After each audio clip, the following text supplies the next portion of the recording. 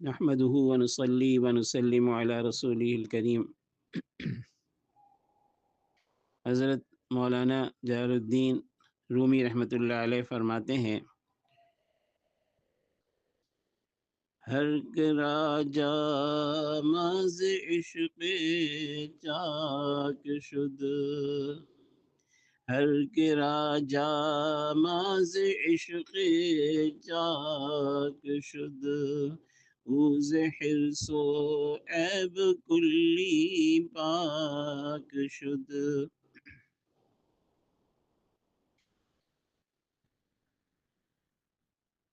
شروع کتاب سے حضرت رحمۃ اللہ علیہ نے اس مضمون کو شروع فرمایا تھا کہ اپنی روح کی آواز کو سنو کہ تمہاری روح کیا کہہ رہی ہے، اور عالم ارواح سے اپنی جدائیوں کی شکایت کر رہی ہے، اپنے اس وقت کو یاد کر رہی ہے جب کہ اللہ تبارک و تعالیٰ کے قرب میں وہ روح تھی، اور اسے اللہ تبارک و تعالیٰ کی معرفت اور اللہ تبارک و تعالیٰ کے قرب کی اعلیٰ صفات حاصل تھیں. یہ جو روح کی آواز ہے ہر شخص کو نہیں آتی، اور ہر شخص اس آواز کو نہیں سنتا. اس کی وجہ کیا ہے؟ اس کی وجہ یہ ہے کہ ہر شخص کو اس عالم سے مناسبت نہیں ہے، بلکہ اس جسموں کے عالم سے زیادہ مناسبت ہے. اور جسموں کے عالم سے اور غیر اللہ سے، ما سوی اللہ سے جتنا زیادہ تعلق ہوگا، اتنا اللہ تبارک و تعالیٰ سے تعلق میں کمی ہوگی. تو اپنی روح کی اس آواز کو سننے کے لیے ضروری ہے کہ آدمی ما سوی اللہ سے اپنے تعلق کو کم کرے، اور جب وہ ما سوی اللہ سے اپنے تعلق کو کم کرے گا تو پھر اللہ تبارک و تعالیٰ سے اس کا تعلق قوی ہوگا. اور یہ جو دنیا کی چیزیں ہیں جن کی حرص میں انسان ہر وقت مبتلا ہے، وہ یہ چاہتا ہے کہ مجھے زیادہ سے زیادہ مال حاصل ہو جائے، زیادہ سے زیادہ عزت اور مرتبہ حاصل ہو جائے، اور اسی کی دھن میں دن رات وہ لگا ہوا ہے. تو اس حرص کو ختم کرنے کی ضرورت ہے. اور اسی طرح انسان کے اندر بہت سارے عیوب ہیں جو روحانی رذائل کہلاتے ہیں، جس میں سب سے بڑا جو عیب ہے وہ تکبر ہے، اور اپنے آپ کو کچھ سمجھنا ہے. عجب ہے، یعنی اپنی کسی بھی حالت کو پسند کرنا. اور اسی طرح غصہ ہے، اور شہوات کی ناجائز خواہشات ہیں. اور اسی طرح بہت سارے ایسے امراض ہیں جن کو روحانی امراض کہا جاتا ہے. حسد ہے، مسلمانوں کو حقیر سمجھنا ہے. تو جب تک آدمی ان امراض روحانیہ سے اپنے آپ کو پاک نہیں کرے گا تو وہ اللہ تبارک و تعالیٰ کی محبت کا ذائقہ نہیں چکھ سکتا، اور اپنی روح کی آواز کو نہیں سن سکتا. اب بندہ کس طرح اپنے دل کو رذائل سے پاک کرے؟ اس کے لیے مشائخ حضرات خانقاہوں میں برسوں مجاہدات کراتے تھے، اور ایک ایک رذیلے کی اصلاح کرواتے تھے. اس کے بعد جا کے کہیں بندہ اس قابل ہوتا تھا کہ اس کے دل میں اللہ کی محبت ہو. لیکن سب سے آسان طریق جو رذائل کو دور کرنے کا ہے وہ یہ ہے کہ آدمی اپنے اندر اللہ کا عشق پیدا کر لے. عشق ایسی چیز ہے کہ جب وہ آدمی کی طبیعت میں آ جاتا ہے تو ہر اس چیز کو جو معشوق کے علاوہ ہے جلا کے راکھ کر دیتا ہے. اگر صحیح معنوں میں عشق پیدا ہو جائے، عشق پیدا ہونے کے لیے کیا کرنا چاہیے؟ تو اس کا صحیح طریقہ یہی ہے کہ آدمی اللہ کے عاشق بندوں سے اپنا تعلق قائم کرے اور ان کی صحبت اختیار کرے، تو ان کی صحبت سے طبیعت میں عشق خود بخود پیدا ہو جائے گا۔ اور اگر کسی کو یہ میسر نہ ہو تو آخری درجے میں یہ طریقہ ہے کہ وہ اللہ کے عاشق بندوں کے حالات کو پڑھے، ان کے واقعات کو پڑھے۔ اس سلسلے میں نزہۃ البساتین بہت عمدہ کتاب ہے۔ عشق ایسی چیز ہے کہ جس سے تمام بیماریاں دور ہو جاتی ہیں، روحانی بیماریاں جتنی بھی ہیں وہ سب دور ہو جاتی ہیں، کیونکہ عشق طبیعت میں ذلت پیدا کرتا ہے، یعنی آدمی اپنے محبوب اور اپنے معشوق کے سامنے اپنے آپ کو ذلیل سمجھتا ہے، اور یہ ذلیل سمجھنا ہی تمام بیماریوں کا علاج ہے۔ اس لیے مولانا روم رحمۃ اللہ علیہ عشق کی تعریف میں فرماتے ہیں، ہر گرا جاماز عشق چاک شد، ہر گرا جاماز عشق چاک شد، اوز حرص و عیب کلی پاک شد۔ جس کا جامع عشق کی وجہ سے چاک ہوا، یعنی جو بھی اللہ کا عاشق بنتا ہے، جامع چاک ہونے کا معنی ہے کپڑے پھاڑنا۔ تو یہاں مراد یہ نہیں ہے کہ عشق کے لیے کپڑے پھاڑنا چاہیے، بلکہ مراد یہ ذکر اس لیے فرمایا کہ جو عاشق ہوتے تھے وہ عشق کے غلبے میں کپڑے پھاڑ دیتے تھے، یہ عام دستور ہوتا تھا زمانے کا، تو اس لیے اس لفظ کو یہاں ذکر کیا، ورنہ مراد یہ نہیں ہے کہ کوئی کپڑے پھاڑ دے، کیونکہ کپڑے کو چاک کرنا تو سنت کے خلاف ہے۔ آپ صلی اللہ علیہ وسلم کی سنت ہی اصل ہر چیز کے لیے راہ عمل ہے، تو یہاں یہ مراد نہیں ہے، بلکہ اس کے معنی صرف یہ ہیں کہ جو بھی عاشق بن جائے تو اس کو کیا حاصل ہوگا؟ اوز حرص و عیب کلی پاک شد، وہ حرص اور عیب سے بالکل پاک ہو جائے گا۔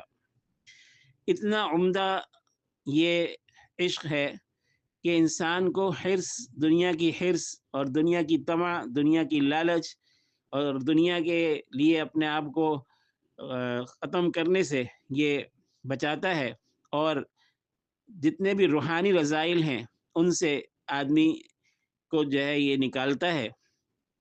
فرماتے ہیں، شاد باش عشق خوش سودائے ماں، شاد باش عشق خوش سودائے ماں، اے طبیب جملہ علت ہائے ماں، خوش رہ اے عشق، اے ہمارے اچھے جنون والے، اے ہماری تمام بیماریوں کے طبیب، شاد باش تو خوش رہ۔ عشق کو خطاب کرے کہ کہتے ہیں کہ اے عشق تو خوش رہ، خوش سودائے ماں، کہ جو ہمارا بہترین سودا ہے۔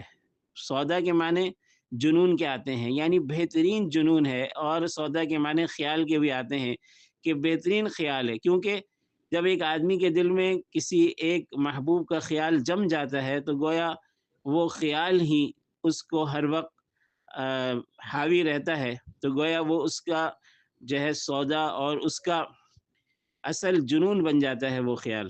تو عشق کو کہتے ہیں کہ شاد باش، خوش رہ اے عشق، خوش سودائے ماں، ہمارے بہترین جنون، اے طبیب جملہ علت ہائے ماں، اے ہماری تمام بیماریوں کے طبیب، تمام بیماریوں کا طبیب جو ہے وہ عشق ہے۔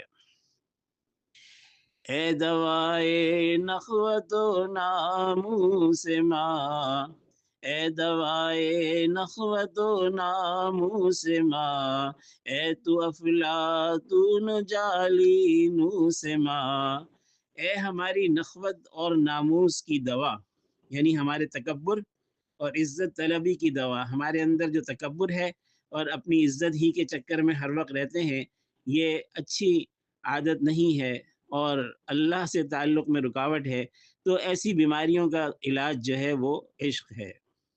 اے تو افلاطون و جالینوس ماں، اے وہ چیز کہ جو ہمارا افلاطون اور جالینوس ہے۔ افلاطون اور جالینوس دو مشہور حکیم تھے یونانی، جو اپنے وقت کے چوٹی کے حکیم شمار ہوتے تھے۔ تو یہ بتا رہے ہیں کہ عشق ہی ہمارا افلاطون اور جالینوس ہے کہ ہمارے جسم سے تمام بیماریوں کو دور کر دیتا ہے۔ آگے فرماتے ہیں، جسم خاک از عشق بر افلاک شد، کوہ در رقص آمد و چالاک شد۔ جسم خاک از عشق بر افلاک شد، کوہ در رقص آمد و چالاک شد۔ جسم خاک، خاک کا جسم، از عشق، عشق ہی کی وجہ سے، بر افلاک شد، آسمانوں پر پہنچا۔ اس سے مراد حضرت محمد مصطفیٰ احمد مجتبیٰ خاتم النبیین حضرت محمد الرسول اللہ صلی اللہ علیہ وسلم ہیں کہ اللہ تبارک و تعالیٰ کے محبوب تھے، اور یہ عشق اور محبت ہی وہ چیز ہے کہ ان کو اللہ تبارک و تعالیٰ نے اپنے قرب میں بلایا۔ آسمانوں پر پہنچا مراد یہ ہے کہ اللہ کے حضور پہنچا، یعنی حضور پاک صلی اللہ علیہ وسلم معراج کی رات اللہ کے حضور پہنچے اور اللہ کا قرب آپ کو نصیب ہوا، تو یہ عشق کی بدولت ہوا۔ کوہ در رقص آمد و چالاک شد، پہاڑ ناچنے لگا اور ہوشیار ہو گیا۔ یہ پہاڑ کا ناچنا اور ہوشیار ہونا، اس سے کیا مراد ہے؟ اس سے حضرت موسیٰ علیہ السلام کا کوہ طور پر جانا مراد ہے کہ حضرت موسیٰ علیہ السلام جب کوہ طور پر پہنچے تو حضرت موسیٰ علیہ السلام بھی عاشق تھے اللہ تعالیٰ کے، اور عشق کی وجہ سے ہی انہوں نے اللہ سے درخواست کی، یا رب ارینی انظر الیک، اے میرے رب آپ مجھے اپنی ذات کو دکھلا دیجئے کہ میں آپ کو دیکھوں۔ تو اللہ تعالیٰ نے ارشاد فرمایا کہ لن ترانی، تم ہرگز مجھے نہیں دیکھ سکتے۔ اور پھر جب اللہ تعالیٰ نے کوہ طور پر تجلی فرمائی تو وہ ریزہ ریزہ ہو گیا اور موسیٰ علیہ السلام بے ہوش ہو کر گر پڑے۔ تو یہ عشق ہی تھا جس کے اندر یہ خاصیت تھی کہ کوہ در رقص آمد، پہاڑ کو بھی اس نے رقص میں مبتلا کر دیا، یعنی وہ اللہ کے دلوے کی تاب نہ لا سکا اور ریزہ ریزہ ہو گیا۔ وہ چالاک شد، اور ہوشیار ہو گیا، یعنی مقصد یہ ہے کہ جو بے جان چیز تھی، پہاڑ ایک پتھر تھا، تو وہ پتھروں سے بنا ہوا پہاڑ بے جان چیز تھا، لیکن اللہ تبارک و تعالیٰ کی تجلی کی وجہ سے وہ حرکت میں آ گیا، اور جب حرکت میں آ گیا تو حرکت وہ چیز کرتی ہے کہ جو چالاک ہو، ہوشیار ہو، اس کے اندر جان ہو، اس کے اندر روح ہو۔ تو یہ روح اور جان اور یہ ہوشیاری پہاڑ میں کیسے آئی اور وہ کیسے ریزہ ریزہ ہوا؟ اس کی وجہ بھی اصل وہ عشق تھا، جو اللہ تبارک و تعالیٰ کا عشق تھا۔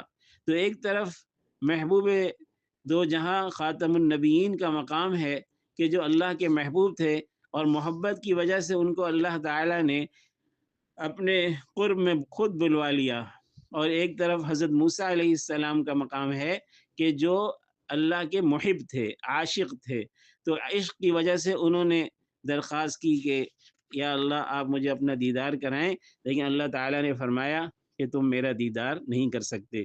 یہاں پر ایک سوال کوئی شخص کرتا ہے کہ یہ جو قرآن کریم میں اللہ تبارک و تعالیٰ کا ارشاد ہے فَلَمَّا تَجَلَّى رَبُّهُ لِلْجَبَلِ، کہ جب حضرت موسیٰ علیہ السلام کے رب نے اس پہاڑ کے اوپر اپنی تجلی فرمائی، تو اس سے یہ سمجھ میں آتا ہے کہ شاید اللہ تعالیٰ کا دیدار دنیا میں ممکن ہے، حالانکہ حقیقت تو یہ ہے کہ دنیا میں ان ظاہری آنکھوں سے کوئی اللہ کو نہیں دیکھ سکتا۔ تو یہ آیت شریفہ جو ہے اس سے یہ شبہ ہوتا ہے کہ اللہ تعالیٰ نے جب تجلی فرمائی تو تجلی تو دیدار ہی کے لیے ہوتی ہے، تو گویا دنیا میں اللہ تبارک و تعالیٰ کا دیدار ممکن ہے۔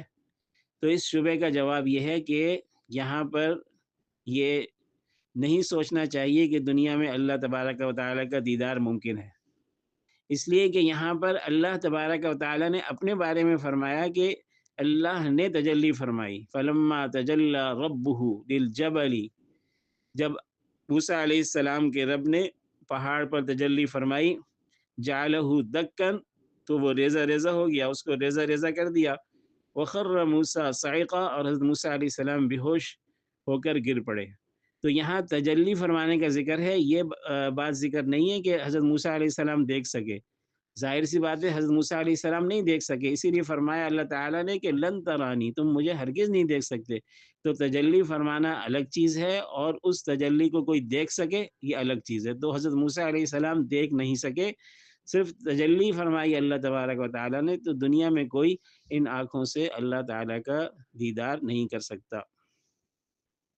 آگے فرماتے ہیں، عشق جانے طور آمد عاشقا، عشق جانے طور آمد عاشقا، طور مست و خر موسیٰ صاعقا۔ اے عاشق، عشق طور کی جان بنا، طور مست بنا، اور موسیٰ علیہ السلام بے ہوش ہو کر گرے۔ یعنی کوہ طور کے اندر گویا جان آ گئی، روح آ گئی، اسی عشق کی وجہ سے جو اللہ کی تجلی ہوئی، اور وہ ریزہ ریزہ ہو گیا۔ تو عشق جو ہے وہ طور کے لیے جان بن گیا، کوہ طور کے لیے اس کے اندر جان پیدا ہو گئی، اور طور مست، طور اللہ کے عشق میں مست ہو گیا، اسی لیے تو وہ ریزہ ریزہ ہوا کہ اسے محبوب کی تجلی اس پر ہوئی، اور وہ ریزہ ریزہ ہو گیا۔ وَخَرَّ مُوسَىٰ صَاعِقًا، اور موسیٰ علیہ السلام بھی بے ہوش ہو کر گر پڑے۔ تو یہ عشق ایسی چیز ہے۔